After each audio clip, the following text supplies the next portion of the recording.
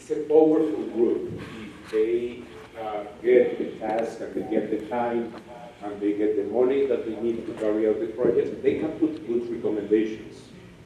So in principle, it's good that they are the ones who are putting out this environmental impact statement. And I think that initially we can give them the benefit of the doubt and consider them over, that they are working for us, as they are supposed to be working for us. Ricardo, I'm so sorry. So sorry. We are having audio problems and we're communicating with some folks on Meet. Could you turn off the sound on your iPad? That might be the source of it.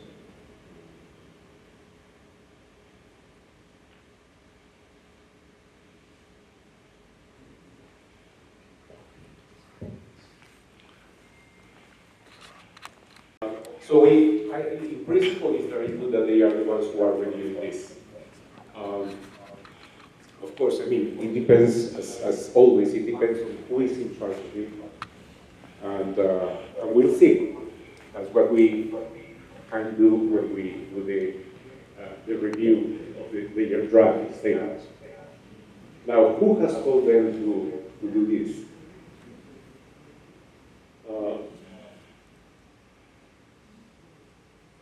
Well, the people with the money has told them, and the people with the money is the U.S. Congress, and in particular, one of your congressional delegations who approved, I think it was Okay. in 2020 originally, approved a good bunch of money for this flood risk management project. Still having echo problems.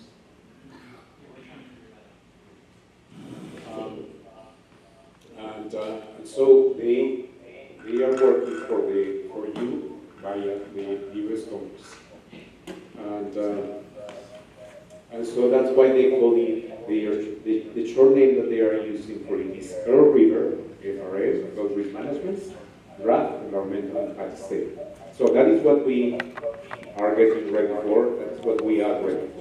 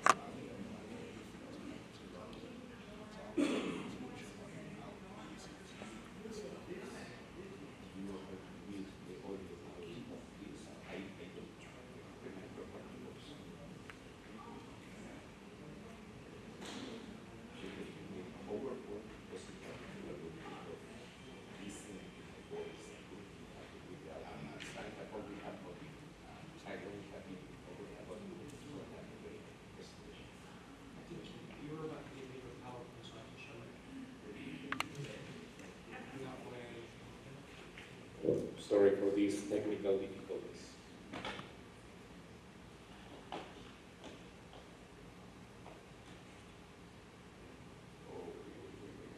I did my presentation.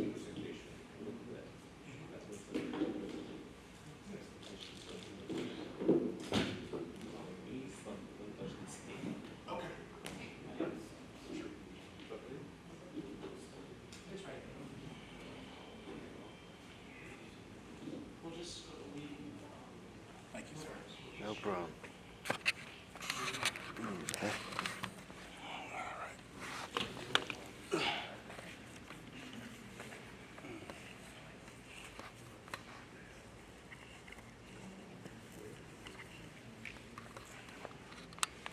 Puts out this report, how is that, how to be the title appears in the interpretation that Perl Rigger FRA DIS.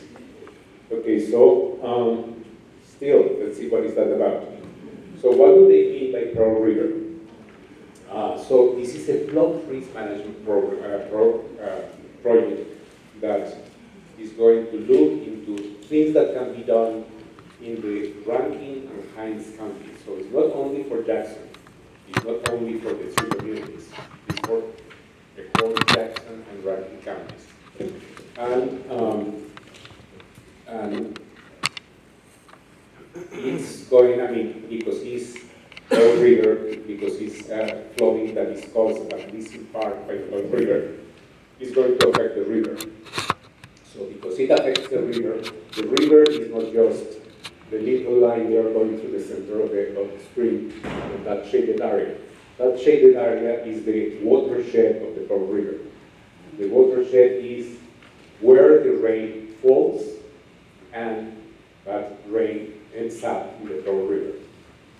So the Pearl River, when we talk about the river, we are talking about the whole watershed, not just about the channel with the where the water is. And Jackson is about 2/3 of the way up. The whole watershed is about 7,000 square miles, 7,800 square miles.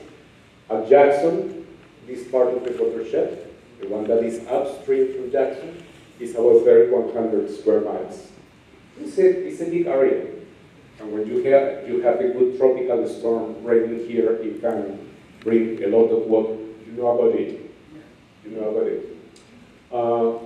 And who are the people who are in charge of doing things with water here in the Jackson area, in Pearl Hinds County?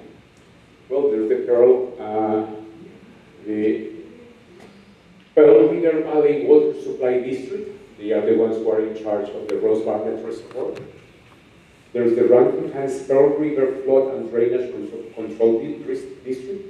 They are in charge of, among other things, taking care of the levees. And then there is the City of Jackson. They are the ones who have the regulatory right and duty to manage the floodplain. When you get the building permit, we will go more into this in detail, you get the permit from whoever, the Jackson Building Department or Department of Public Works, whatever it is. When they sign there, they are saying there are no problems with this plan for building a house here.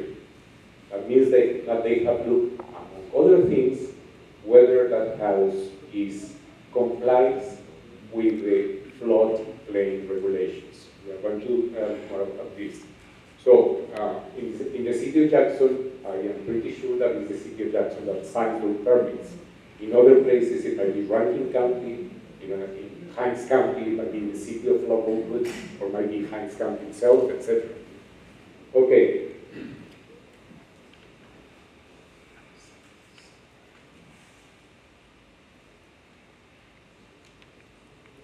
So let's look a little bit more at what is the Pearl River here around Jackson.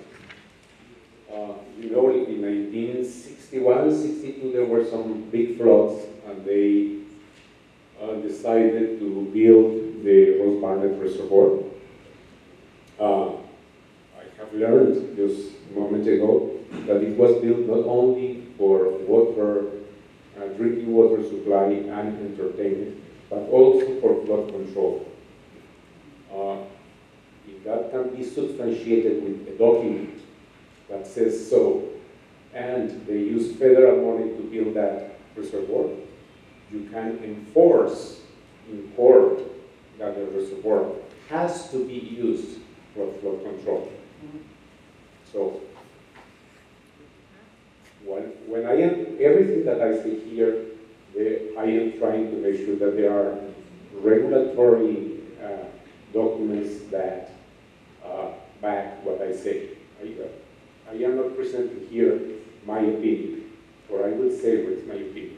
This is what it has to be according to how things have to be done.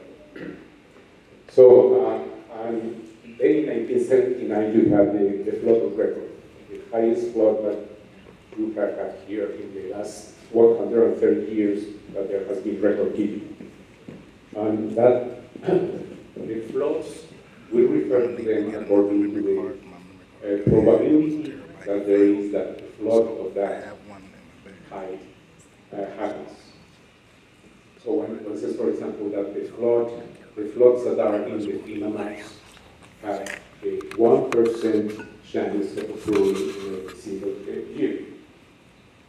Some people shorten that to say it's a 100-year flood. Doesn't mean that it happens only once every 100 years. It means that it has a 1% chance of happening every single year. So if your mortgage is for 30 years, that means that it has a 30% chance of happening during the time that you are paying your mortgage. Time in which the house is not yours, but the bank's.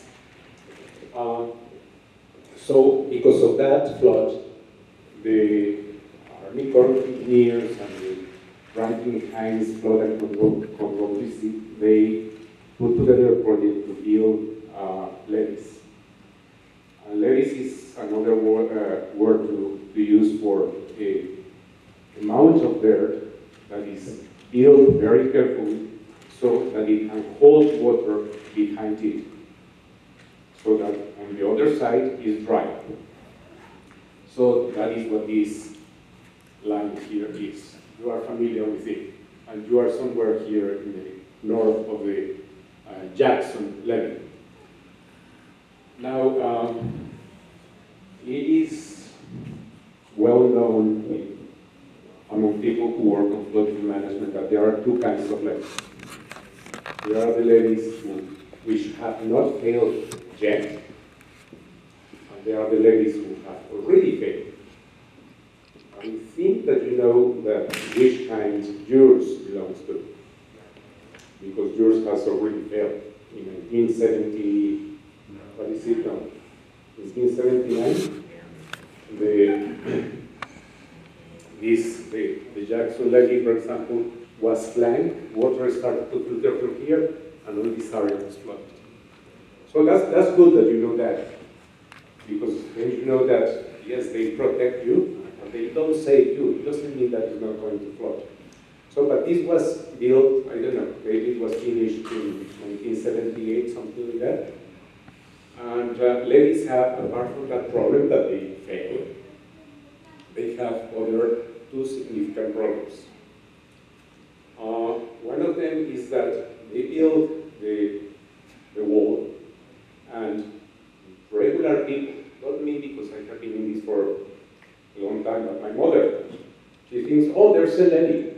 I don't have any risk of flooding. I can live wherever I want. And it's called the levee effect. Now the way to prevent this from happening is for having good floodplain management. Before you get the development permit, the developer goes to the regulatory authority, Rankin County, Hines County, Jackson City, and say, I want to put a development of 100 houses here. Is that okay with you? If they are doing their work, they say, there is flood risk there, so you should help them a little bit more uphill, so that doesn't happen. But let's see, in the flood of 1979, 79, there were about, let's see, make sure that I get these numbers right.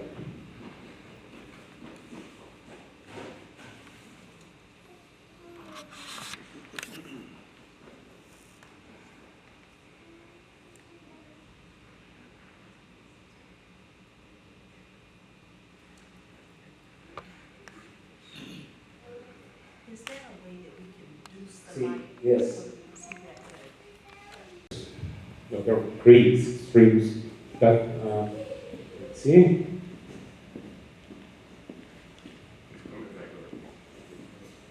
There are the other streams that bring water from the vicinity of Jackson into the Pearl River. So there is Neely Creek in Rankin County, there is Town Creek, there is Purple Creek, there is Hanging Moss Creek. You know them. They are in your neighborhood. And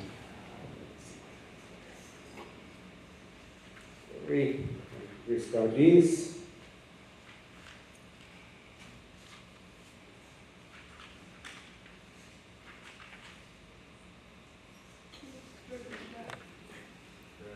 On. Come here. And of course, I mean, if those streams are on the other side of the wall, they have to be brought into this side of the wall so that the water can arrive to the Pearl River. Because they are tributaries of the Pearl River. So there are people who, the same people who did the FEMA studies, they counted 170 tributaries in Hinds County and 48 in Rankin County. So this is not only Hanging Moss, but it's also the other creeks, you might call them beaches, that bring water to Hanging Moss Creek or to Purple Creek. 170 different ones in Hinds County. That's a lot of streams that need to bring their water to the Pearl River. And whenever you put a dam on a creek, on a river, on a beach, the water starts to back up if it cannot go down. And it causes flooding. You know about that.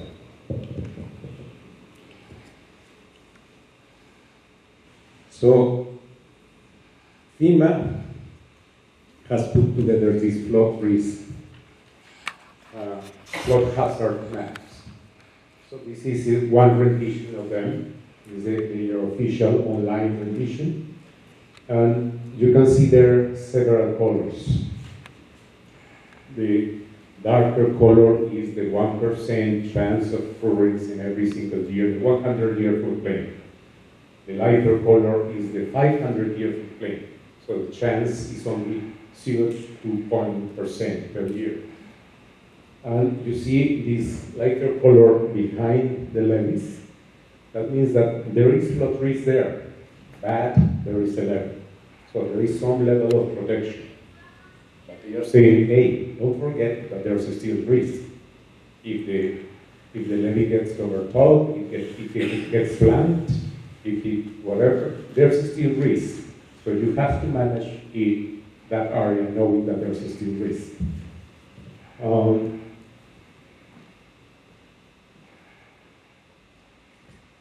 Let me show you here something very curious. This is more of the general area. And we are up there. Your three communities are there. And there's a little area, very curious in fish. There's some, oh yes, the other shade here is the light shade. That light shade is called the floodway. And one way of understanding the floodway is where the water in the river is moving. So it's flooding as well. It might be even the same height as where the purple shade is. But apart from the water being at that height, the water is moving. So if you have heard of anybody drowning as they were passing a stream on the road, that is because if you have 1 foot of water moving at 1 feet per second. So 1 foot of water down here, moving at 1 foot per second. That is quite fast. That water is able to wash down your car. So if you are on the road and you see that the road is flooded, that's why it says, don't drive on the flooded road, because we want you to stay alive. So it is dangerous to build there in that floodway. But Juan Fernandez here, he made me aware that there is an area, let's see, there is Purple Creek, White Oak Creek, and there is an area here in the floodway where there are some houses. You see, what could that be? So I went and looked at them. And here we are. It's Meadowbrook Lake Drive. I said, wow, that's strange. It seems that there are some islands there in the middle of the river, of the floodway. How could that be? Let me see what kind of houses they are. Oh, look. It seems that they are houses there. There must be people who don't like to have neighbors, because they are all surrounded by water. I said, wow, what is that? Maybe there are some plantations? And that are there from all times. Let me see whether Google Street shows me these historical places. Oh, look, it turns out that Google says here 2024, but I am not sure about that date. But recently, they were still being built. So those islands are not natural islands. They are mounds of dirt on which these houses are being built. And it seems that they are not just regular houses in our neighborhood. But, well, if they were able to build that, say, in the last 2 years, maybe this is a solution for you. Maybe the same thing can be done for you. Huh? Just keep that in mind.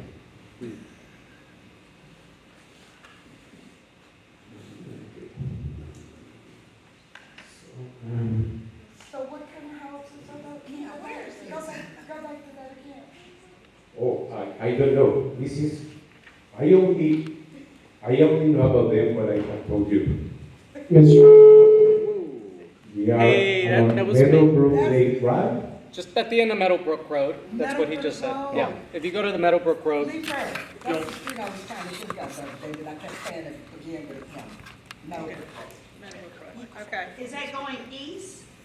On that where the soccer fields Yes, are? it's going east. yeah, heading east, so like Meadowbrook, you go east till the very end, and there is a gated, it's gated, so you can't drive in, but I've walked my dogs there before. People walk their dogs in that property. So they created themselves a little island.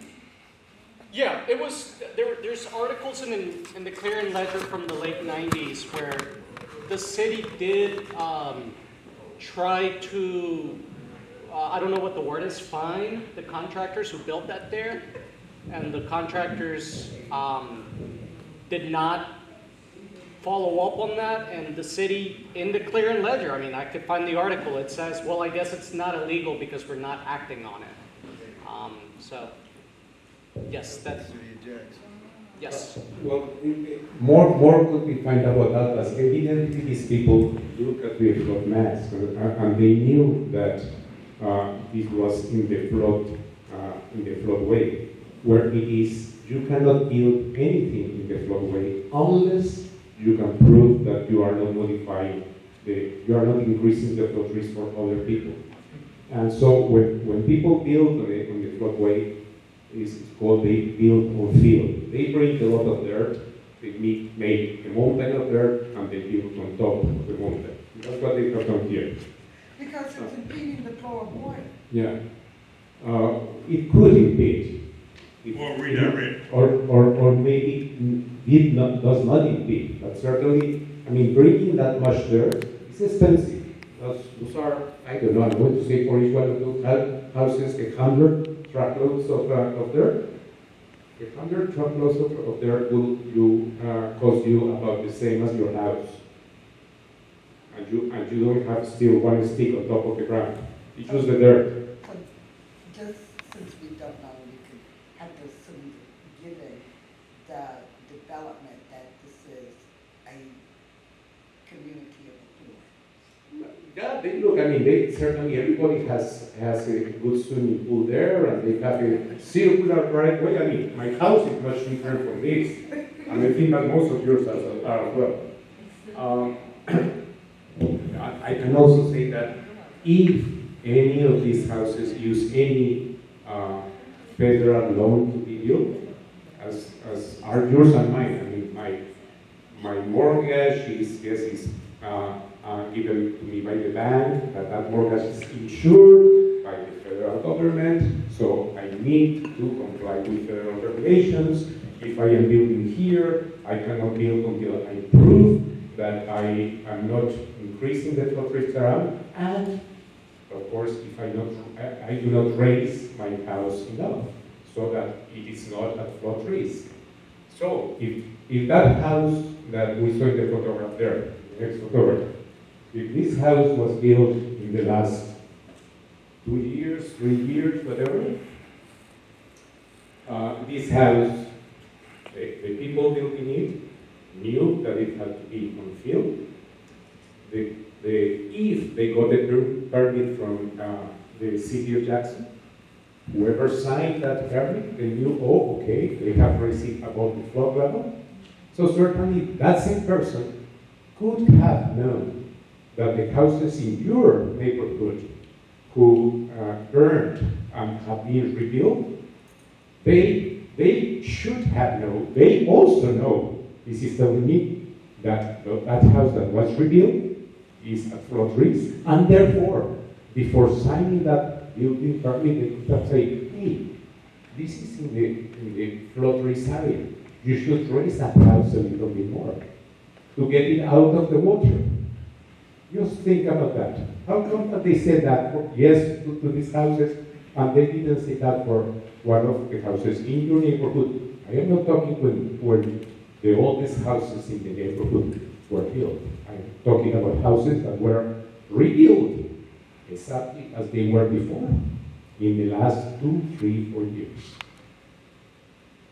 That person who signed that permit not only is not doing their work, it is a civil liability that the city has for having given a permit when they know, because FEMA tells me that it's in the flood risk area, and they are members of the National Flood Insurance Program, which tells them you have to review flood risks when you do give a building permit.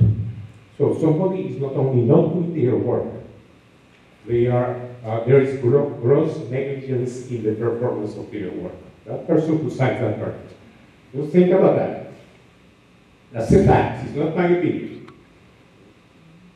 I am not a lawyer, though. So I couldn't argue this in court. We would need a good lawyer to argue that. Okay.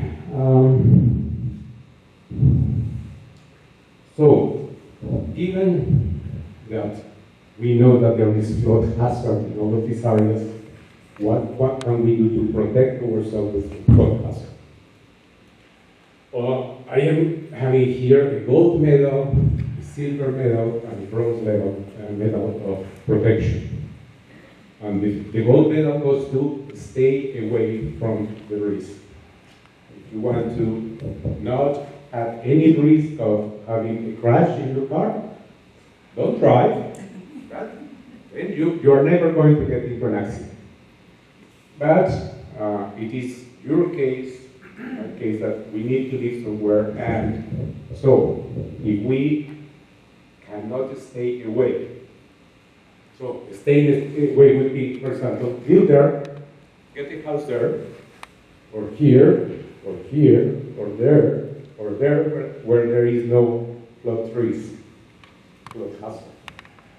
But if I need to live because my house is already where there is flood hazard, what can I do?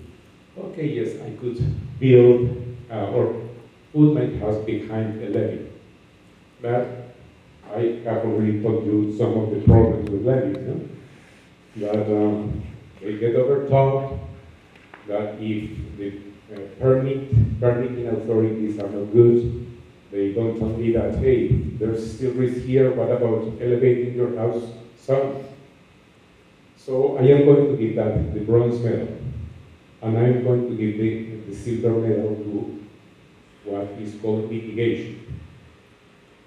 Now, mitigation is a word that encompasses many different things. Things that can be done at the community level, that brings the flood levels for the whole community down, or things that can be done for the individual property, like elevate your house, like sell your house to the federal government so that they take the risk to that house out, but of course you don't live there anymore. And in some places that might be a good option. It's not always bad. It depends on what kind of ground, what are the conditions, what are the other components of the flood risk management project that help or not that buyout to be good or bad. So even if the EIS comes out with the buyout option, we will have to look at how do they phrase it, and to what level of detail, to see whether it's good for your community, for Jackson at large, or Franklin and Heights County at large. So because the impact statement is going to be for the whole two counties together, not just for communities. Okay. So how can this, I mean, this might not be the case for all of you, but I think that it's good if we're this, and if you haven't been flooded yet, and you are not sure whether your house can get flooded or not, you might be interested in this. So, how do I know whether my house is in the flood hazard area or not? So, you need to see where in that flood hazard map is your house. And the FEMA has a tool, it's called it has a name, FEMA, doesn't matter. But it's a tool which allows you to go to the FEMA website. You tell there's a form, you put there what is the address of the house, and it will make a little 8.5 by 11 map of your house and where it falls within the. So this is in our neighborhood. I think that we are somewhere we are somewhere there. And I asked for the flood evaluation for a house in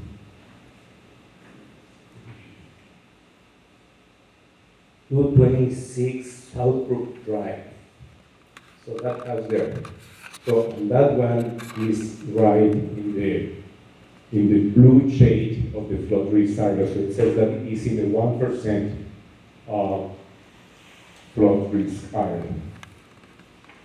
No, so but I would say that if you have been already flooded, you know where you are.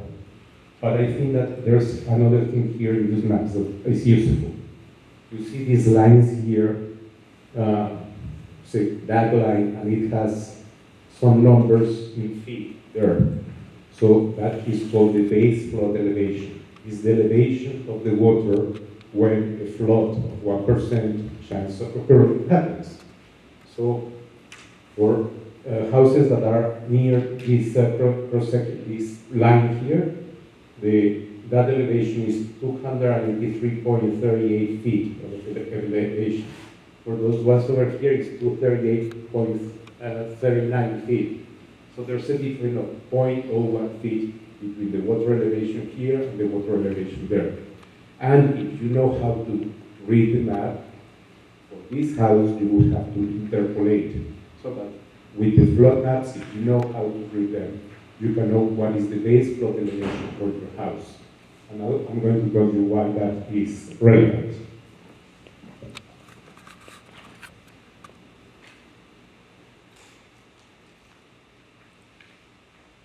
If you are, I would say, if you are in the floodplain, or anywhere close to the floodplain. Look, if your house happens to be not in the blue shade, but in the pink shade, that would be the 0.2% chance of occurring floodplain, 500-year floodplain.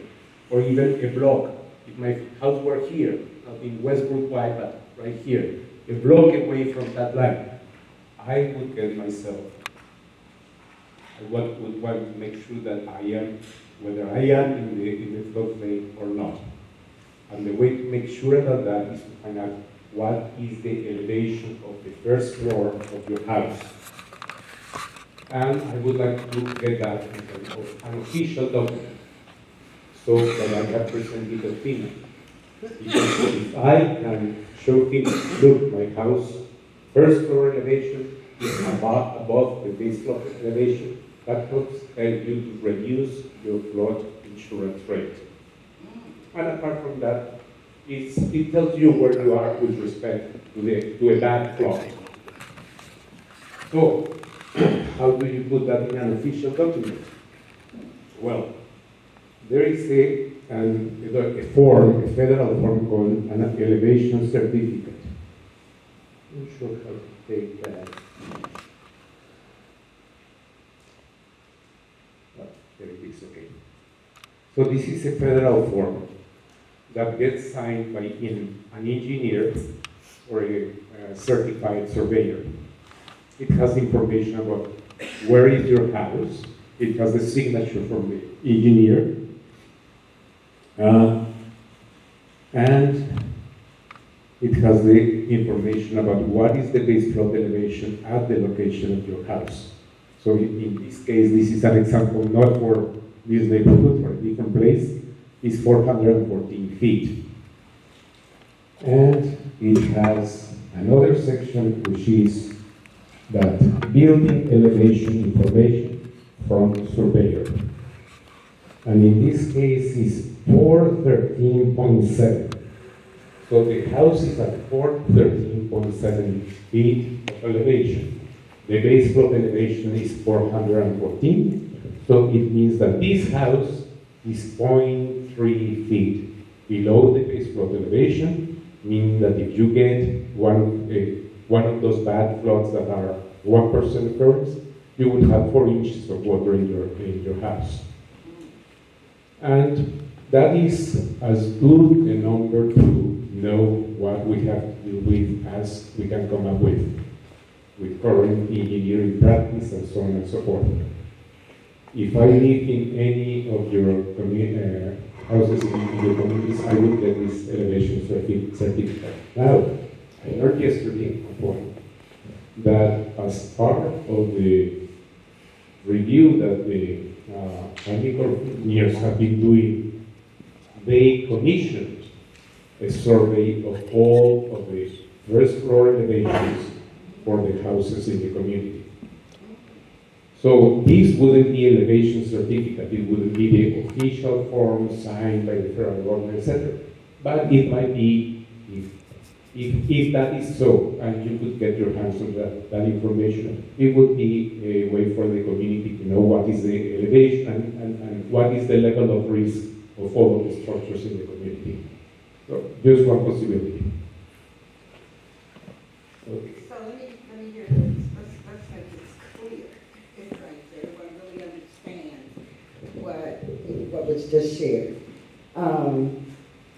So the Army Corps, it is suspected that the Army Corps of Engineers surveyed all of the homes or building structures in the 3 communities that we call the impact area. Or something thereabouts, maybe only the ones that are in the FEMA maps that show that they are in the floodplain. So I don't know any details about this, but it certainly would be worth researching it more. And if it is so, to get that information, you could offer it to all the members of the community. Look, we found out that the federal government has already surveyed our first floor elevation. This is for each one of these happens, and the base flood elevation is so. So you are so many inches above or so many inches below the base flood elevation. But there is a possibility that if it is below the base flood elevation, that could have an impact on reducing flood insurance premium. If you are above, If you're above. above the base flood elevation, yes, it could reduce the flood insurance. Okay. And if it's not, and there's a possibility of somehow raising your house above the base flood elevation, that will tell you how much you have to raise it, whether it's 1 foot or 5 feet or whatever. Yeah, In order to get it out of the flood. that's right. That's very important to know. Yeah, I would agree. Yeah. It would be good flood risk management. Yeah? Now, this document is needed if you want to pass that information to FEMA. But if you have information, I would like to have that in the same way that I know how much I still owe for my mortgage. And when do I have to make the payments? It's the same sort of peace of mind information. Okay, so what about, we already know whether we are in the floodplain or not. If we can keep ourselves outside of the floodplain better, and again, it is not a question two-dimensional. It's not whether I am in the shade or out of the shade. It's whether I am in the water or above the water. So it's 3D. That's why you need the elevation. Okay? So, but if I cannot do that, so the levees. So, again, the levees are a wall. It's a mound of dirt, but built with in a very specific way. You need a good construction company to build a levee. So it's not anybody who can build a levee. The center, that mound of dirt has to be waterproof, and it has to be maintained. And that is one of the things that the Rankin Hines, the levee board commits to. They signed a document telling FEMA, thank you for building this levee. From now, forever, I am going to take care of the levee. Yeah, and if they don't, they are liable. They are liable in front of, yes, the federal government, but also in front of you. There's another kind of levee, which is a monster levee. Is a very big mound of dirt, built with those specifications. So big that say the top of the levee is 1 block, 2 blocks, 3 blocks wide. So you can build on top of it. There are a few places on the planet that have that kind of levee. The most famous ones are in Holland. They are the ones that protect Holland from the North Sea flooding Holland. They are very expensive. So that's why there are very few of them. And because they are so expensive and because you are going to build on top of them, you want to make them high enough that there's not a 1% chance of flooding, that there's not a 0.01% of flooding. In the case of Poland, they wanted to make sure that there is not a 0.003 chance of flooding. A flood that happens once every 3,000 years, recurrence flood. There are none of that level that I know here in the United States. The most progressive, proactive communities in the United States that I know protect not to the 100-year recurrence interval of floodplain, but to the 500-year recurrence interval in floodplain. And another thing, if your community is really good at floodplain management, they can get recognized as such by FEMA. It's something called the Community Resilience Program. They can get recognized and get the points. And there are several, I think that there are 7 different levels in that, how good the community is in flood risk management. And by each step, you get a reduction in your flood insurance. So Jackson could be somewhere there. You need it. And that would get reflected in a reduction in your flood insurance. One. How would the community go about affecting such a mitigation? They would have to apply, be classified as one of these resilient communities. And there's an official application, and that's the community that has to make the application. And then they have to present documentation of what are they doing above and beyond what they are required to do. If you are a member of the National Flood Insurance Program, there are many things that you are required to do. For example, you have to ensure that when you sign a building permit, you take into account what is the flood risk for that location. But there are other things that can be done. For example, increasing the amounts of park near the flood area, parks, so that there's more areas to store water. That's one example. Another one can be, we not only ask buildings to be built 1 inch above the base flood elevation, we ask them to be built 1 foot or 2 feet above the base flood elevation.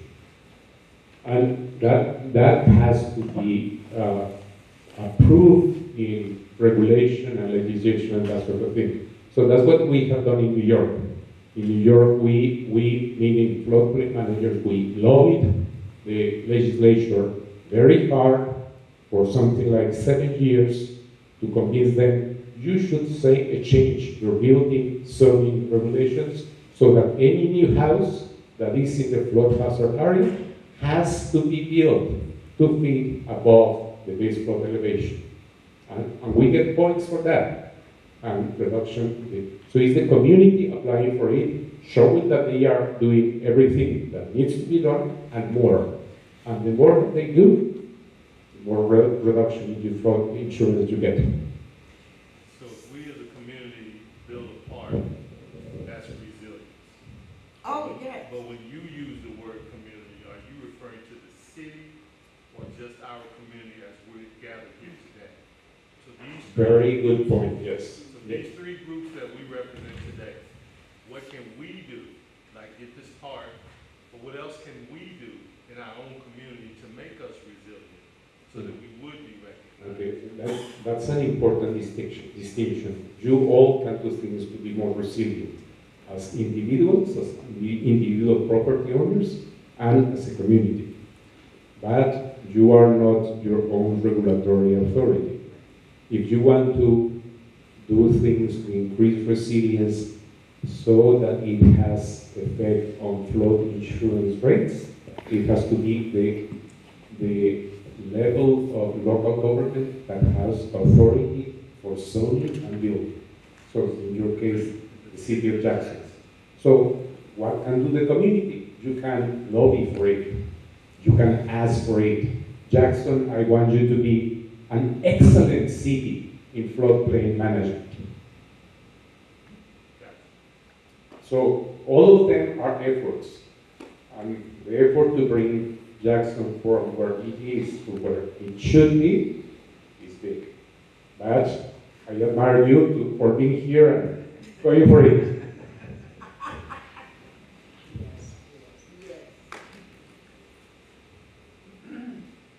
Okay, and of course, I mean, this is an example of one of the New Orleans levees that broke. I mean, in this case, in the case of the Katrina levees, they were not only, they were undertopped and overtopped. The water first got under the levee because they were not built deep enough, and then it started to tip over, and when it tipped enough, it was overtopped. So levees help, but they are just a little bit less serious of a structure than a dam, like the Rose Garden Dam.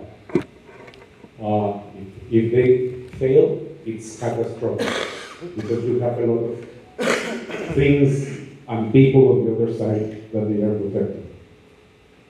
So, if we don't have levees protecting us, and we cannot be out of the floodplain. What else can be done? So mitigation. One thing that can be done with, mitigation is many things. Building a park. For example, you are going to develop a new park and it's going to have, I don't know, 2 baseball diamonds and a couple of soccer fields and whatever. One thing that you can do, as it is being developed, is to dig out that area so that they are sunken fields. What happens when it rains and it starts to flood? The water goes there and they fill. That water is being stored there and is less water that goes to flood somebody else.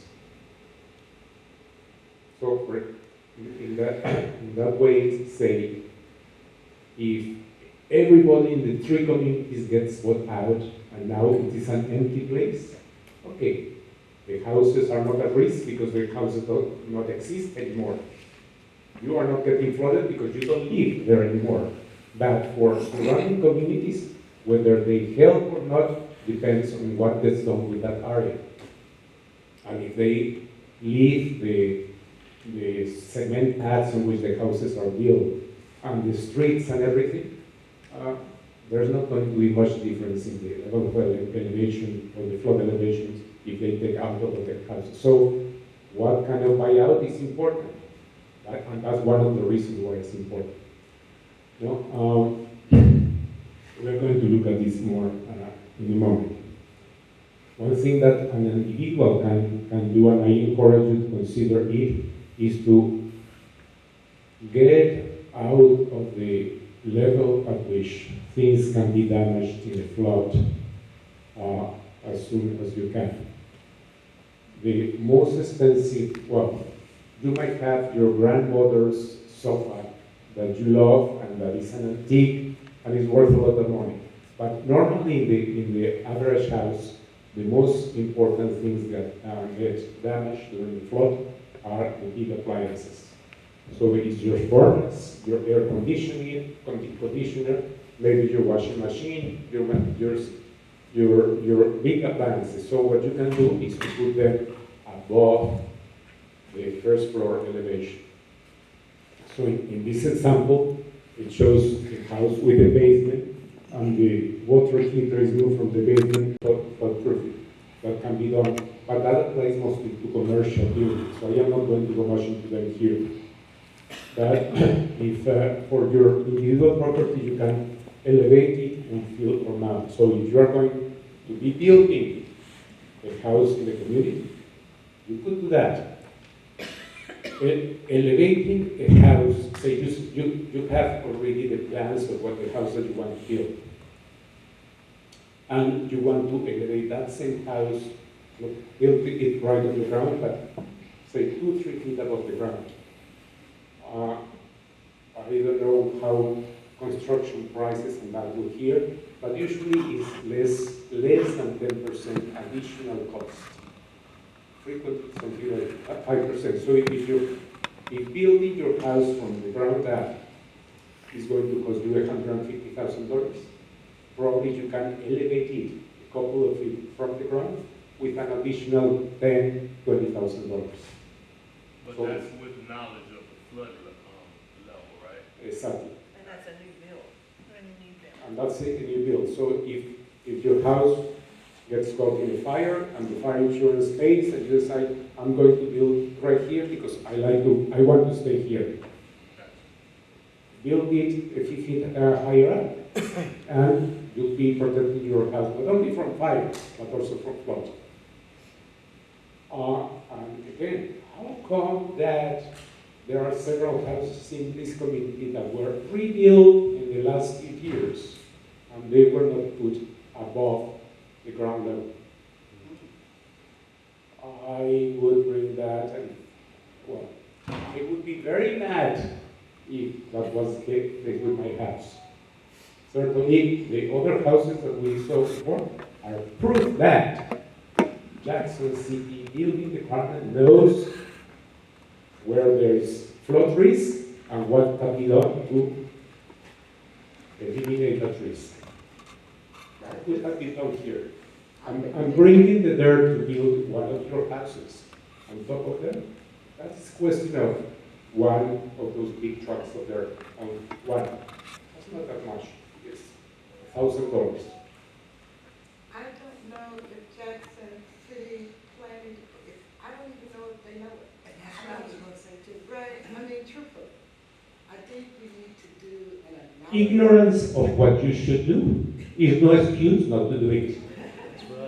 If you are ignorant, you don't belong where you are.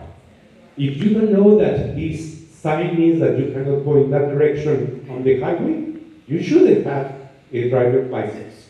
Get out of the car and don't get in the car again. Goodbye. Sorry, I am not mincing my words. That's not the only way. I mean, apart from the way that is best to elevate the house depends on the house. Depends on the material with which you build and what is cheaper to do it. So you can also build it on pilings. There are different ways of doing it. Yes? The lowest of the three little sketches looks like it has some retaining walls. Another possibility would be a flood barrier around your house. And those can be built. It can be a wall, a waterproof wall that is strong enough so that if you have whatever height the water is going to rise, it's not going to topple over. There are also companies that sell this kind of barriers, and they are put and take out. So if you do it here with sandbags, you can build a wall of sandbags. And that works. But well, each one of these you need to talk with somebody who knows to make sure that it's done properly.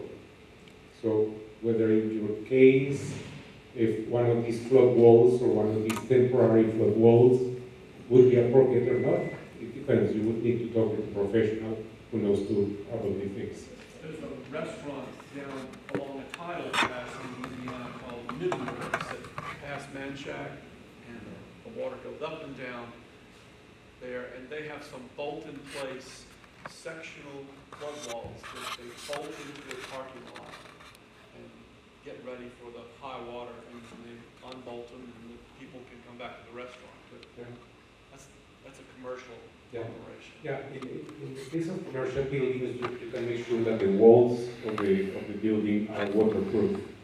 And then you can have floodgates that you put across the doors. And this, so that it can flood, nothing happens. The flood goes down, you take them out, you're back into work.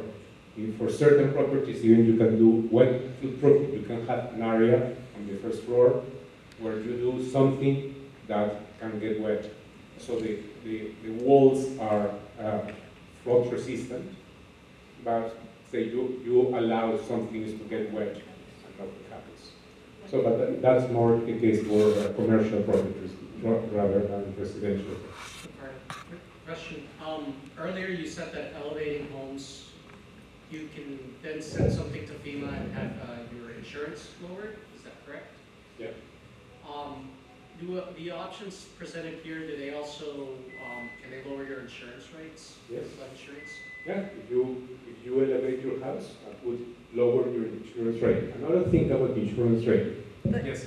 if it's an existing home and your property and you own it,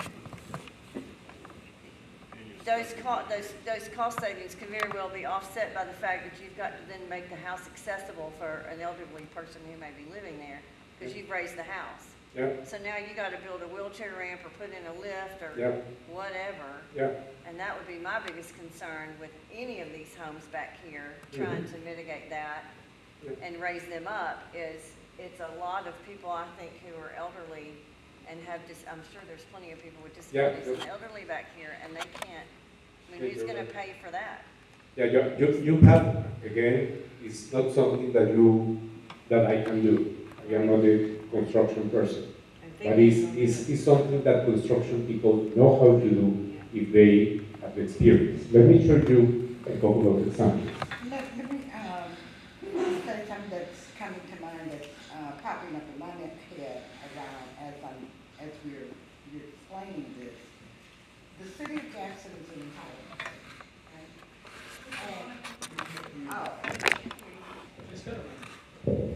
The city of Jackson is what's called an entitlement state, meaning that they receive their own community development block grant funds directly versus having to go to the state. If the city did things as since 1975, and I know for the last 35 years that I've been engaged in this work and meaningfully engage residents in our communities, right? Now that we are being empowered with the understanding and the knowledge of what we can do to make our homes more resilient and more floodplain place, we can ask the city of Jackson, that is now in the development stages of their CON plan, their 5-year CDBG plan, Community Development Block Grant Plan, to include programs like this for us to make our homes more flood resistant and make our communities more resilient. So step number 1 is being informed. Okay? That's step number 1. And then from there, we look at what is available to us as EJ, environmental justice communities, right? This is an environmental justice issue. Environmental justice communities in order to make our communities more resilient, which ultimately leads to sustainability. Anybody here from the city? If there is anybody here from the city, you could consider here Ms. Ramona Williams as the next block plan administrator. Yeah. I would just say that I just got a copy of the city's hazard mitigation plan.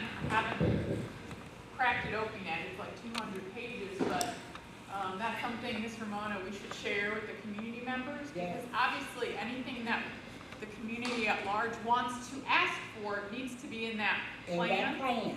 But also, there are a lot of other federal programs that have money now available to communities like ours. We just have to apply for it. We have to make sure we've got the expertise to help apply for it.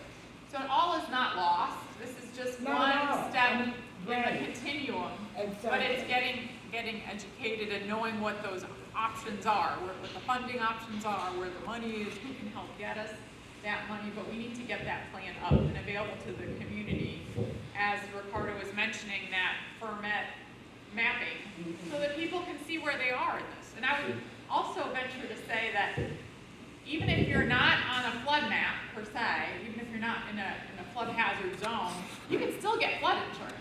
It's going to actually be a lot cheaper.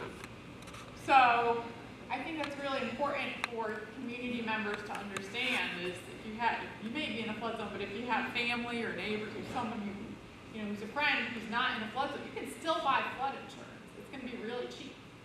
So, it's better. If I am anywhere near one of those flood hazard areas, I would get flood insurance. Yeah.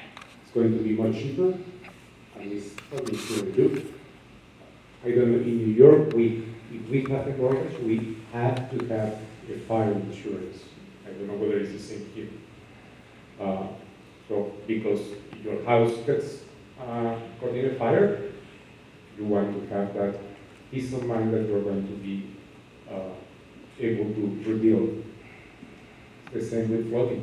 Here in Jackson, the chance of flooding I get is quite more significant than the chance of fire. And another thing about flood insurance. Anybody here living in the community does not have flood insurance? Yeah, some of you don't. So for those of you, you can still get flood insurance. Because you don't have it, it's going to be more expensive than if you already have it. Why to get more expensive? I heard an example yesterday from somebody who pays $600 per year for flood insurance because they have been living in their house for a long time. And somebody who recently, I don't know where, moved or bought flood insurance for the first time and is paying $6,000 per year for flood insurance. Is that kind of difference? Now, the reason for that is because the flood insurance rates were changed recently, 3 years ago. And they were changed because the National Flood Insurance Program was losing money. And Congress told the program, we are not going to subscribe your losses forever and ever. You figure out how much you have to take in so that you have enough money to pay out flood claims. And they came out with that plan. So, one example, going from 600 to 6,000. The people who have had flood insurance from before, they are eventually going to have to pay the same rate that new flood insurance. It's something that they call a glide path. So you're going to see your flood insurance increase in steps over a period that I am not sure whether it's 5 or 7 years, something thereabout. Let's say in 15 years, everybody will be paying the same rate of flood insurance. So the rate, one thing, how much you have to pay depends on specific properties. So just to know about flood insurance. And here an example of a house. This is not in Jackson, but example of a house that you see. This is the patio, and it was built right on the ground, as many of you saw. And I think that this house was built on a concrete pad. In my visit to the community yesterday, I saw that most of your houses are built on concrete pads. The cost of elevating a house depends very much on how easy it is to pick it up from the ground and elevate it. And depending on how easy or difficult it is, the cost. There are some houses, some concrete pad houses, that it becomes quite expensive to elevate them, so that it doesn't make sense to elevate them. You are not going to elevate it if it costs more than building a new house. So that sort of thing. No? But for certain, I saw that the majority are built on concrete pads, but I saw several that are built on what is called a crawl space. You can see little like vents at ground level, and the house is above that. Those for sure can be elevated.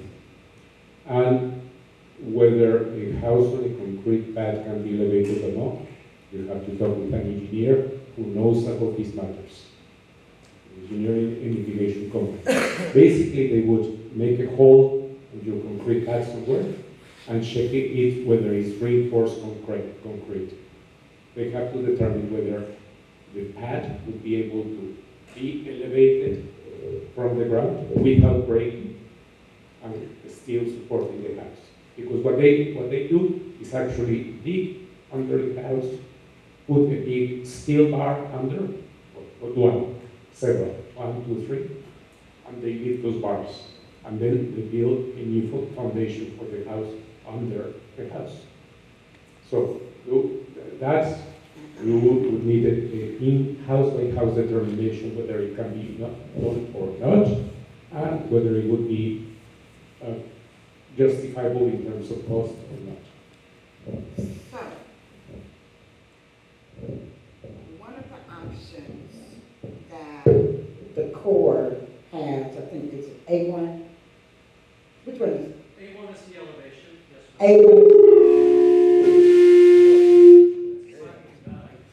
A1 is the elevation. A1 includes elevation, but A1 is supposed to include all other mitigation options. So yes, I am going to be very closely to what they have done with that A1. And because mitigation is many things. Elevation is one, buyouts is another, community-wide actions that decrease the flood levels is another. So we need to look very carefully to everyone. So, let's talk about elevation, since we're talking about elevation right now. And you said that that is going to require engineering services, which we know are very, very, very costly and expensive. So when we are negotiating with the Corps through our comment period and our recommendations and everything, and especially when we are thinking in terms of the community benefits agreement, that we make sure that we include that the Corps will have to provide engineering services at no cost to the communities and to the residents.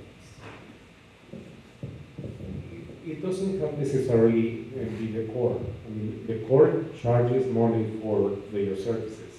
The thing is that they are Congress providing monies. They have to be approved by Congress, so it's taxpayer money. You could also get a grant that gets a company to provide those engineering services to the community.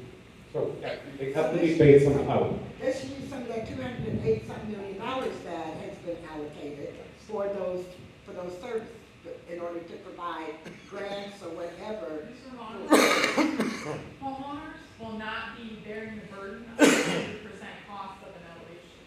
That's not how it works. Yes, in elevations you would have to look at it carefully because Generally, the federal government will pay at least 75%, and then that rest of the 25 is very negotiable, depending on people's income. So it can be very negligible for a homeowner, particularly if they're in an environmental justice-based community. And, you know, there's been some statements in the newspaper from the levy board's attorney that seem to indicate falsehoods of people having to bear the full responsibility of elevations, and that's not the case. Well, I don't know where So you we'll- got that from, because we've never even talked about it. So we'll, you know, I think as we are with Ricardo and the community at large, and, you know, going to be digging into the document to make sure we know the details. Right.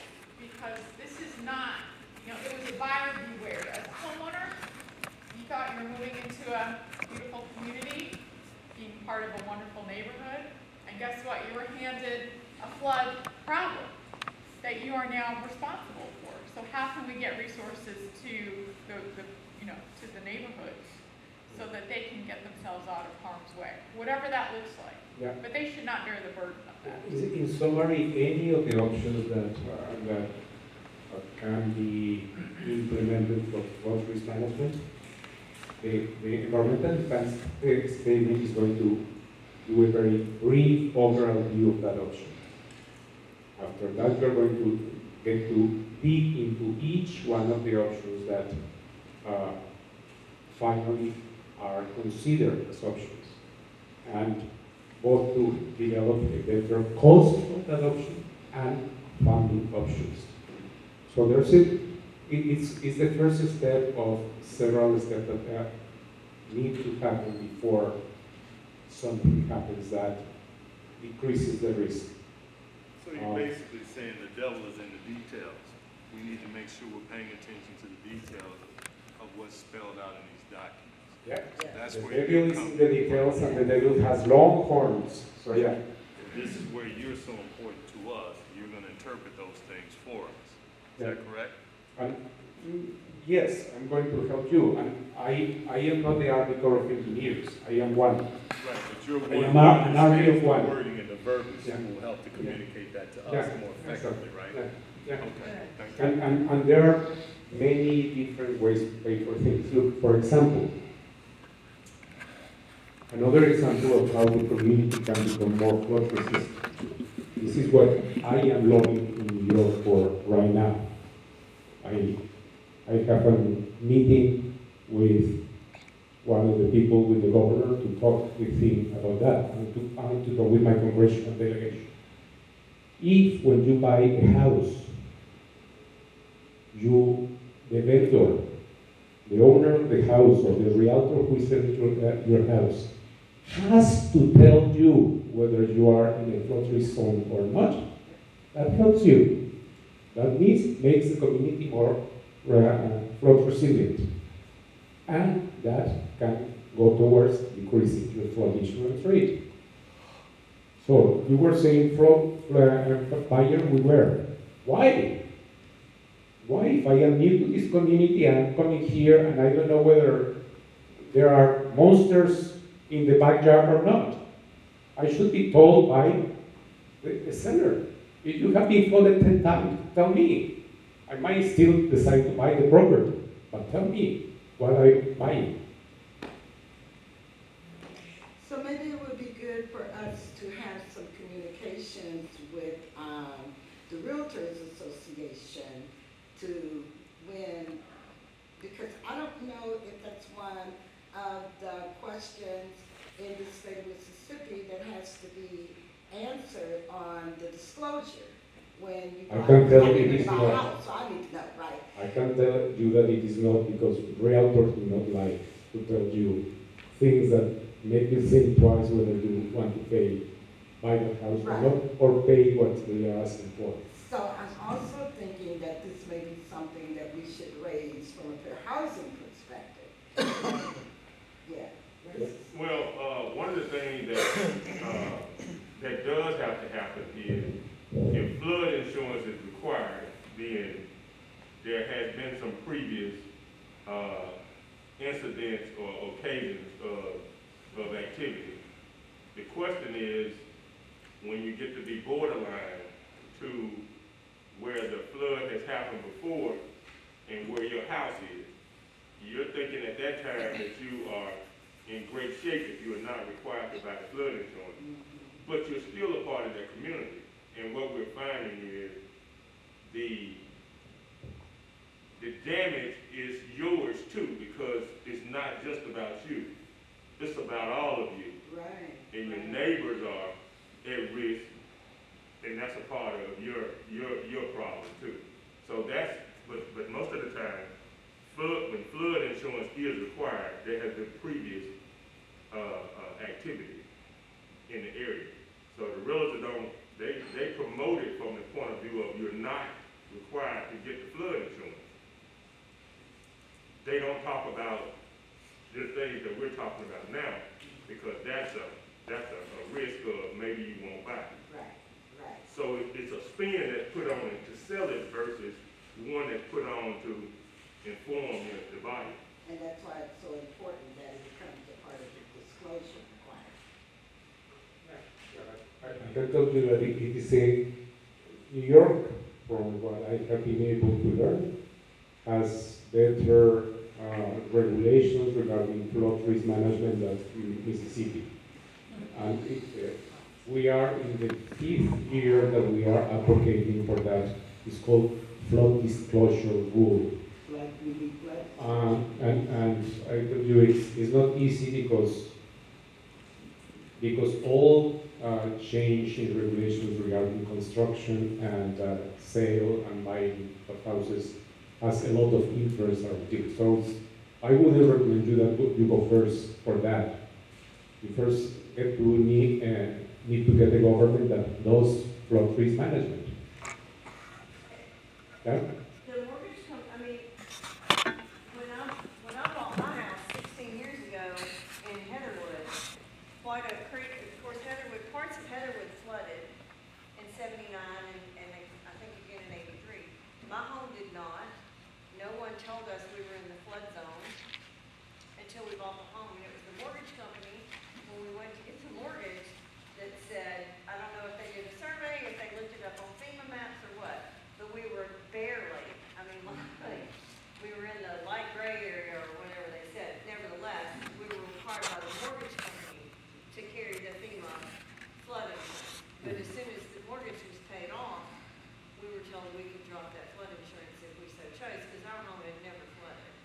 Now, the neighbors across the street, because our home is elevated, was up, was raised up, like you've seen in some of these pictures that when it was built up on a mound, sort of. And so, but the neighbors across the street flooded, but our home never did. So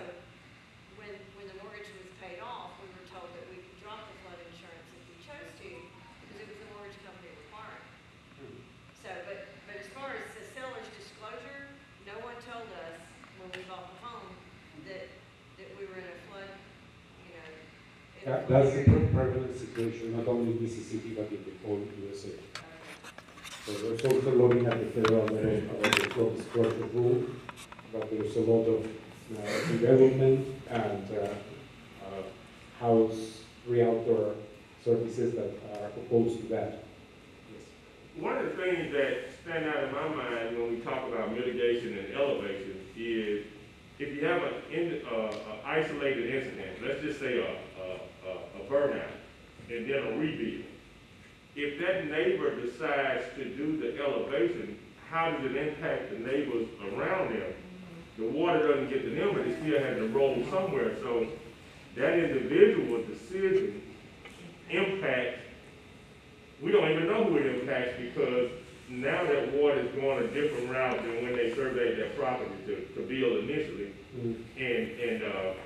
And it's one person's benefit, but again, it's multiple people's disasters when it comes to potential flooding. Certainly, and that's why there is a requirement that if you build in the floodway, you prove that you are not making, increasing the risk for anybody else upstream or downstream.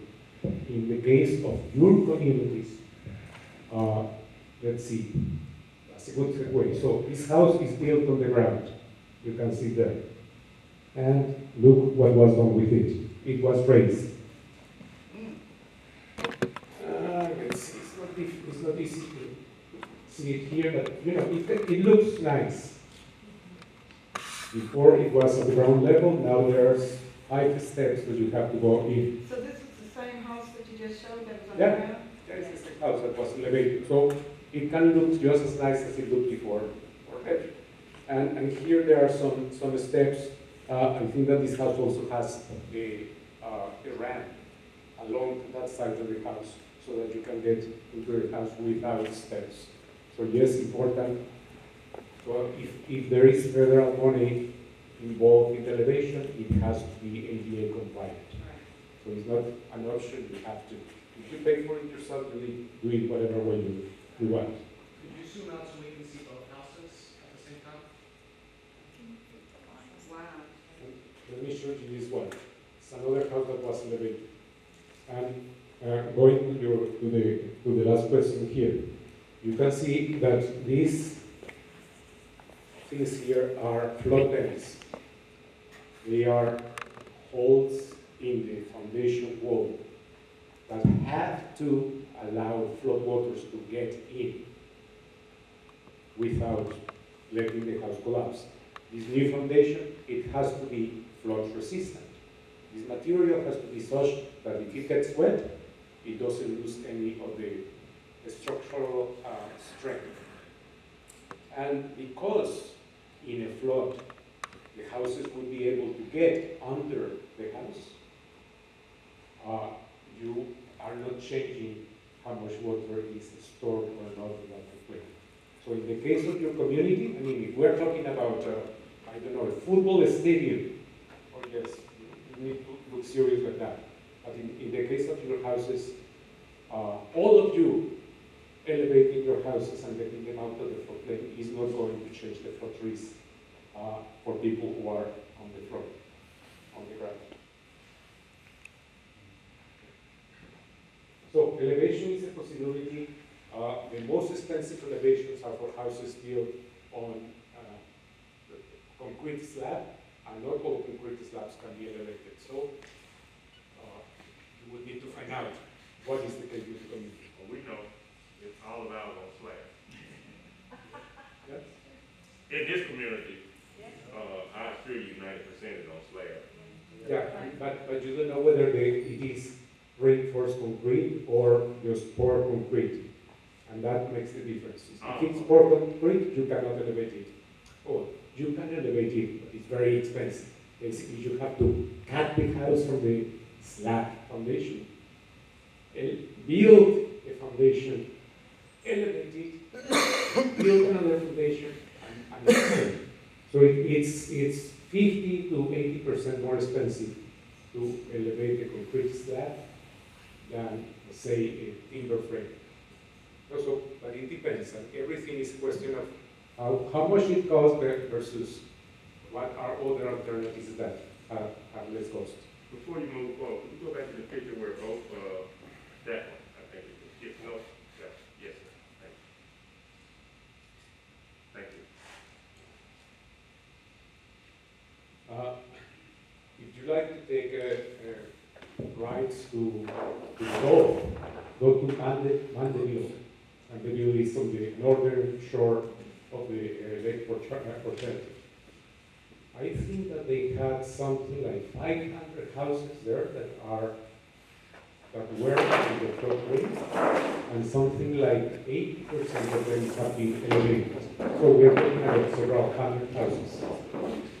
And because of that, the community is one of the highest rated in receiving community. Because they were taken out of the floodplain, those houses have lower flood insurance rate. Because the community has been supporting that, the community at White get another discount to it. So Mandeville, Louisiana. So therefore, if we can have a look at them, that's how an elevated community looks like. I don't know, I haven't been there, so I don't know how these houses compare with yours here. So we are coming to the end. Yeah, okay, we've got about 10 minutes. Yeah. So what are you doing about this? What are we doing about this? Yes. Can I pause? Yeah. Can we pause for 1 minute so I can change memory cards? We need to change the memory card. Sure. Sure. Thank you. Thank you. So flood risk management is what you are doing. What are you doing about it? You are sitting down here and you are not sleeping yet. So you are getting yourself informed. If Jackson wanted to be a flood resilient community, the city of Jackson would have organized this meeting. Yeah. And would be educating you and passing you information. So your community is already more resilient because you are here. But of course, I mean, flood risk management is many things. And you have to work at it continuously. That's why there is, let's see, if the community is member of the National Flood Insurance Program, so that you can buy insurance for your flood insurance for your house, the community has to have a floodplain administrator. So Jackson has a floodplain administrator. Another thing is whether that person or persons are doing their job or not. Yeah. No, but it's a continuous process. So you have your own life and your own work to do. So you cannot work in this full time. So that's why the National Flood Insurance Program requires a member community to have a floodplain administrator so that they are working on this continuously. Continuously means every day of the year, every year of the century. And they are continuously, there's an event, they have been working with emergency services so that people can be rescued from the waters. Everybody has been rescued, so you can go into recovery. The streets have to be clean, the creeks have to be, again, the channel has to be cleared, etc. That has been done. You have to go into mitigation. What else can we do here so that the next time we are more resilient? We can recover faster and there's less damage. No? Have we decided what we have to do after doing this draft EIS? Okay, let's go into implementing what we have decided. And you are working with a lot of people. So,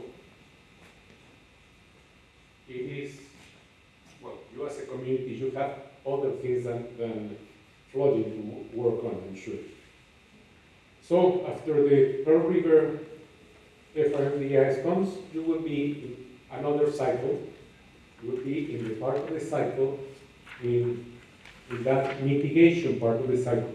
You will be talking about what are the mitigation proposals, which ones you like, which ones you like, which ones are chosen, and then you will be looking for funding for that. So, and that mitigation part is its own cycle. You'll have to work, yes, with the Army Corps of Engineers, but you will also have to work with FEMA with the Department of Transportation, with the Mississippi Emergency Management Agency, because funding and regulations and help maybe, and difficulty sometimes come from many different places.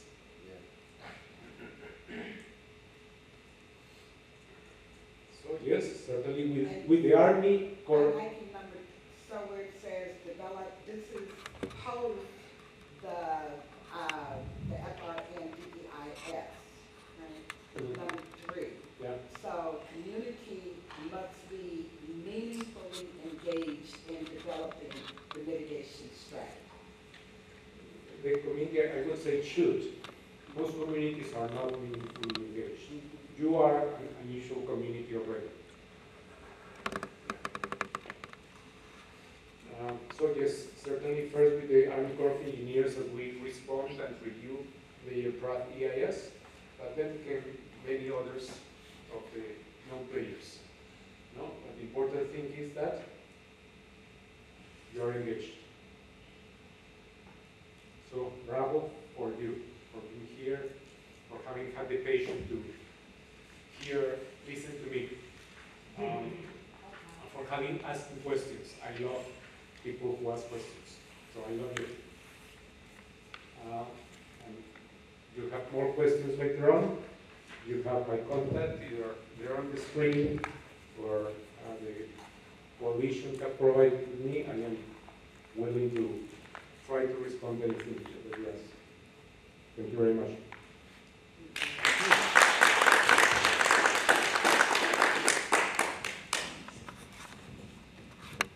Okay.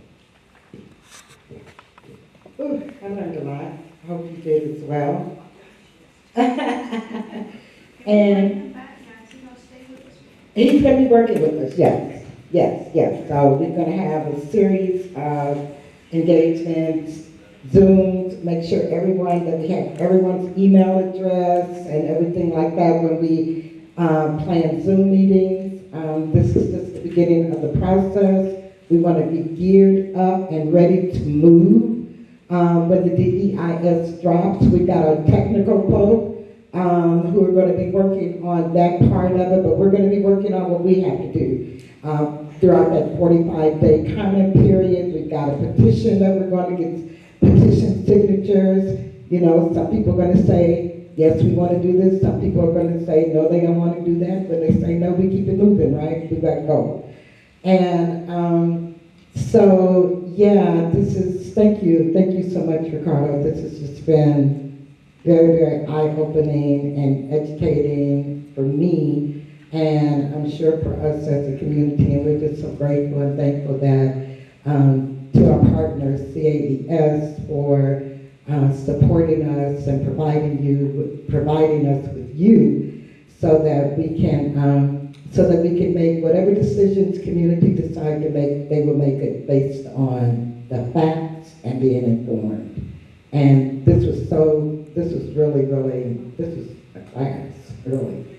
So, any other questions? Andrew? I have a question for Ricardo. Thank you very much. This was in-depth and broad.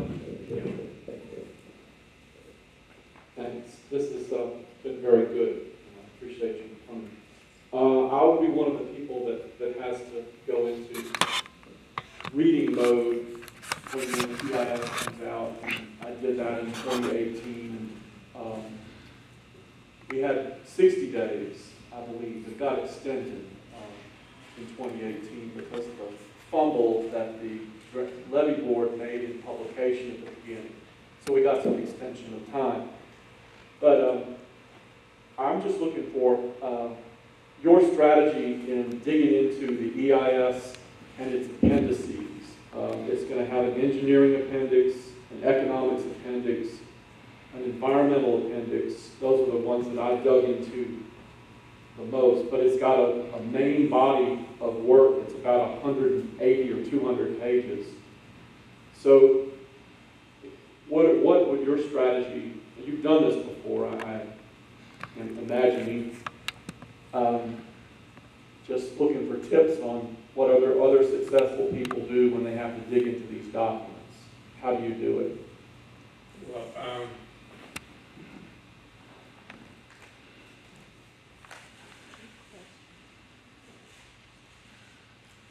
I have learned that with some of the other members of the community that have been providing comments to the Army Corps in the past and to the One Lake Plan in the past.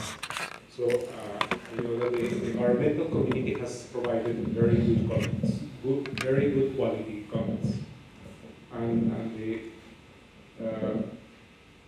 some of the sister agencies in the federal government, the Fish and Wildlife Service, for example, have provided very good comments as well. So I am going to assume that they are going to still be interested in providing comments. And one of the strategies that I will implement is not duplicating work. I will concentrate on what pertains more to the interest of you. So I am not going to look at what are the environmental consequences, for example, the fish and, well, the terrestrial and aquatic environment consequences. I will concentrate a lot on what is alternative. Alternative C is the One Lake Plan, and so this is what we reviewed, was originally published in 2019, and it's a bad plan. It's a very badly put together flood risk management plan. It's a development plan, it's not a flood risk management plan.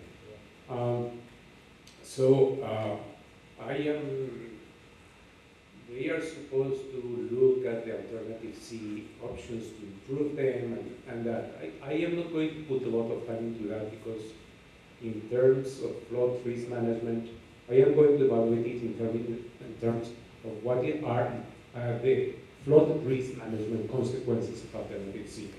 So I'm not going to look at what are the fish and wildlife or environmental consequences. And then I'm going to compare that with what they come up in terms of the alternative A, other ways of managing the flood risk. For example, certainly, they have to, in some probably very diplomatic way, say that the community, and in terms of the DIS, that means City of Jackson, Hinds County, Rankin County, has to improve their floodplain management, everything. Probably it might be only a small paragraph, but that's a big thing, because there has not been any in the last 40 years. In the last how many years? At least since 1979. There have been 9,700 wrong decisions, 9,700 structures that were not there in the 1962, 61 flood, and that flooded in 1979. So those were 9,700 wrong decisions. And the ones that pertain to your community, those houses that were rebuilt in your community in the last 5-10 years, those were, there is civil criminality for neglection of duty in front of the National Flood Insurance Program in those decisions of letting those houses be rebuilt the same as they were before. Wow. So I am going to look very carefully at what they say regarding what the community has to do better. But then there are going to be also mitigation alternatives for communities like yours, for individual sections of the city, what to do with the streams, to manage better the streams, etc. So that's where I'm going to concentrate my examination. I'm going to make sure that they have used the available information as much as it can be used. The FEMA flood hazard studies are very important. They already did a lot of work. There were a lot of surveyors and hydraulic engineers and hydraulic engineers who worked on that plan. It's a plan that costs something like in the order of 300,000, 500,000 per county to do. And there's a lot of information. There is hydrologic and hydraulic information for each one of those 117 Hinds County, 70 or whatever in Rankin County streams, so that there's already information of where are the culverts that are too small, or where are the bridges that are too low. There's a lot of information of what can be done to manage better the tributary streams. I'm going to look that they use that information and that they include that as an alternative in mitigation. I mean, how much is that going to affect this particular community? We'll have to see. I'm going to look also to make sure that they have used the property level information as much as possible, because anybody going into the FEMA information and into the real property database, they can know which houses are at what level of risk. And then the alternatives have to be formulated in terms of the different levels of risk to those houses. And then how do they formulate those alternatives? Okay, are they going to say that they are going to buy the whole of Colonial Quad, or are they grading it according to the level of risk? And for the houses that are buyout, do they mention, or do they have options that they mention that should be looked at so that the community can stay together as a community or not? So I'm going to be looking both for the strength of the analysis and for holes in the analysis. Okay, that brings us back to what you were talking about with the meeting with the governor.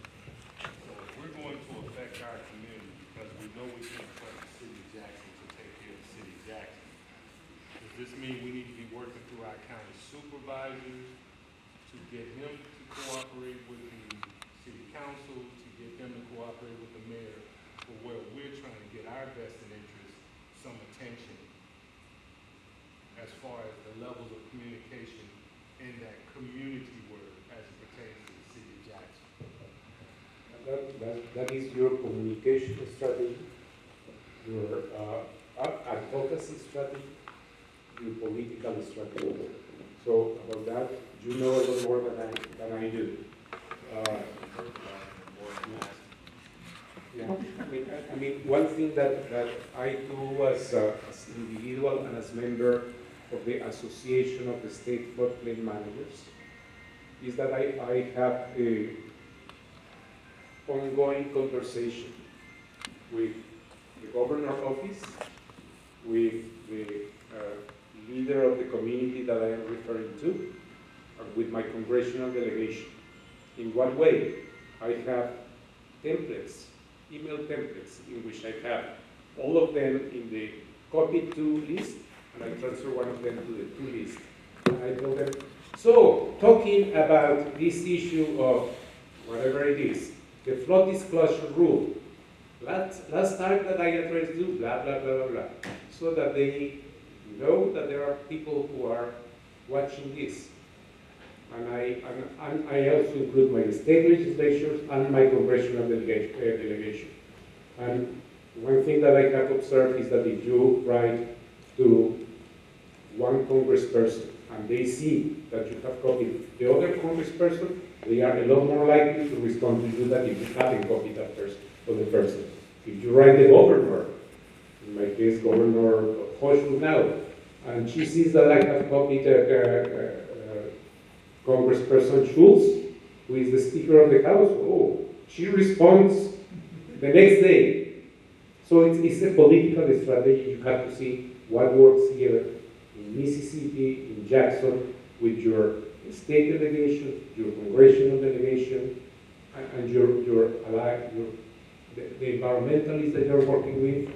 That's a very good alliance that you have there, with whoever is on your side. And we have tried to engage the county supervisor, who has taken a very antagonistic approach towards the work that the organizing work that we're doing, and to inform the community. And I do think at some point in time we are going to have to engage them, but those are things that we need to start doing now. You know, especially dealing with our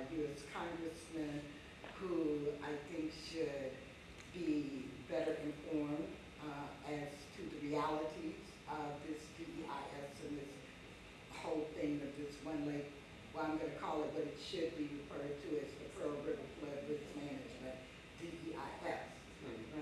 Because it has been misbranded as the one they claim. You shouldn't use that name. Yeah. You should christen the baby that you want to have before he's born. You want to whatever. You want to have the Jackson of the future, flood-free, whatever you want to call it, and call it fast. When they plan, let it die the death that it deserves to have. So I'm just really happy, and I would really like to see some of those templates.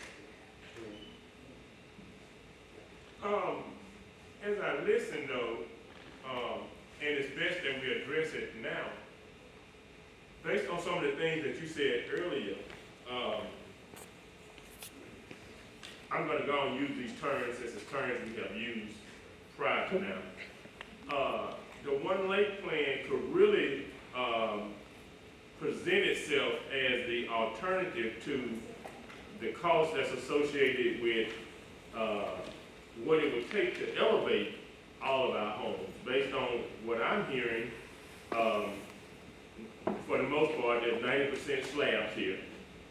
If we were just trying to get out of the flood zone and elevate, the cost to elevate our homes and we stay here could surpass the cost of, from somebody else's perspective, the cost of buying out and wiping out and rebuilding to where those things are considered in a rebuild.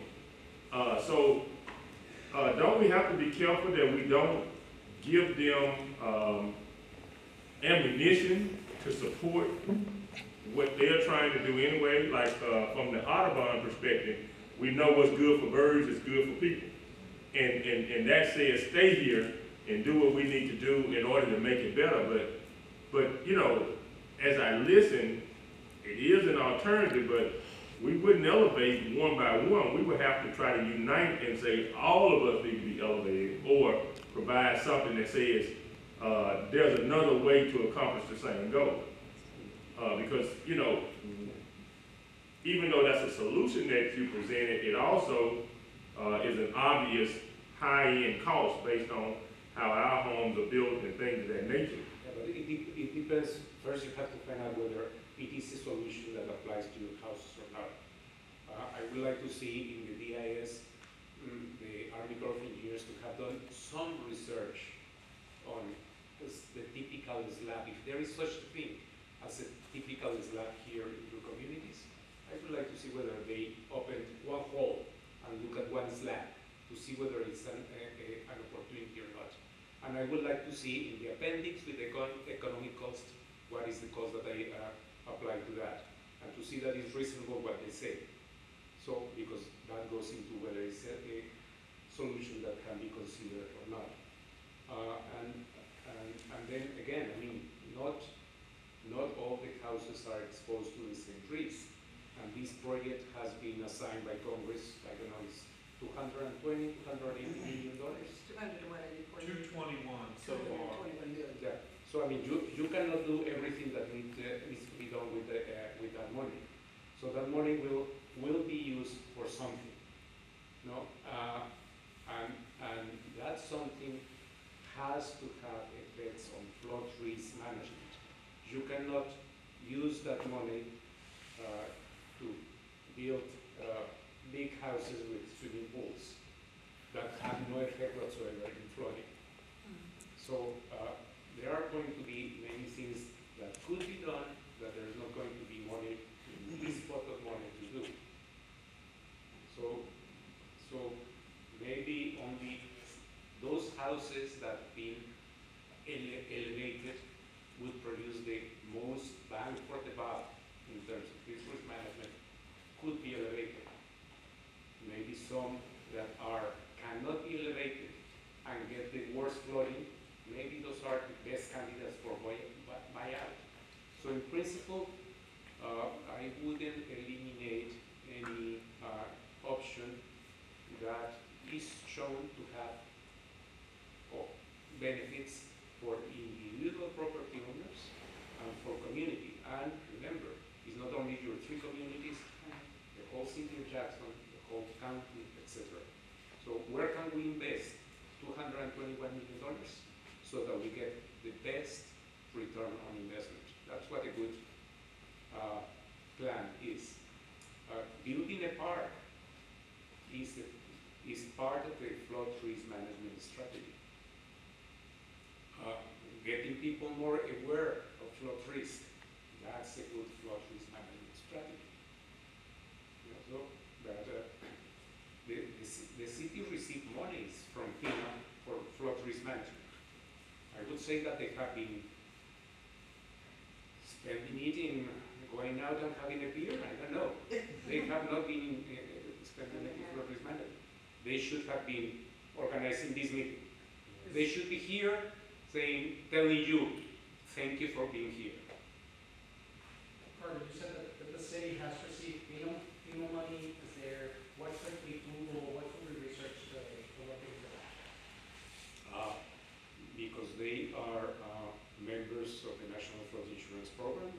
They have a flood plain manager.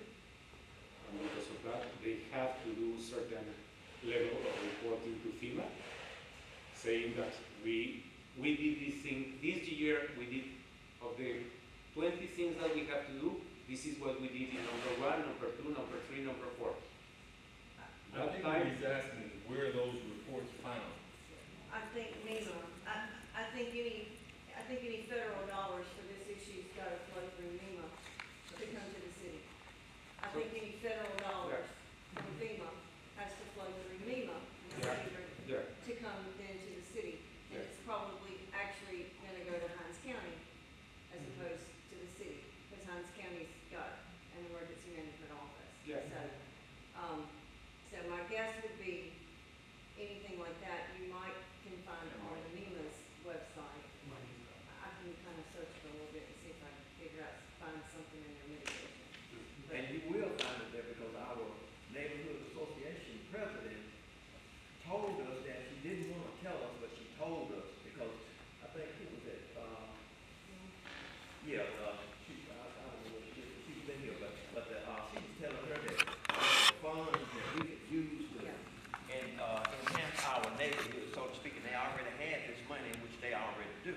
But see, there's the thing again, which goes back to what Mr. Donaldson said. We first and foremost need to be in touch with our supervisor. Right.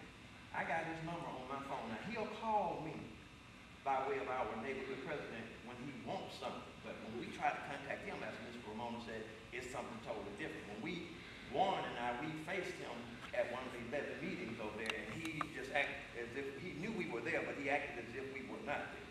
And so those are the things that we have to deal with, and we already know that.